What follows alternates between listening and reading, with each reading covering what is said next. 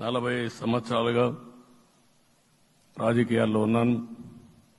నేను ఎప్పుడు కూడా రాగద్వేషాలకు అతీతంగా రాజ్యాంగంలో ఏదైతే మనం ప్రమాణం చేస్తామో రాజ్యాంగాన్ని అనుసరించి అదే విధంగా పనిచేశాను.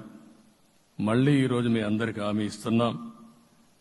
నాకు అలవాటు ప్రజల కోసం కష్టపడడం, అవిశ్రాంతంగా పనిచేయడం, పోరాటాలు మాత్రమే నాకు తెలుసు. ప్రజాహితం మాత్రం తెలుసు. తప్పకుండా దాన్ని నిలబెట్టుకుంటా. ఇన్ని దశాబ్దాలుగా కూడా ప్రతి అడుగు కూడా మీరు ఒకసారి చూస్తే ప్రతి ఆలోచన, తపన అన్ని కూడా ప్రజల కోసమే చేశాం. ఈరోజు మనకిచ్చింది ప్రజల అధికారం కాదు.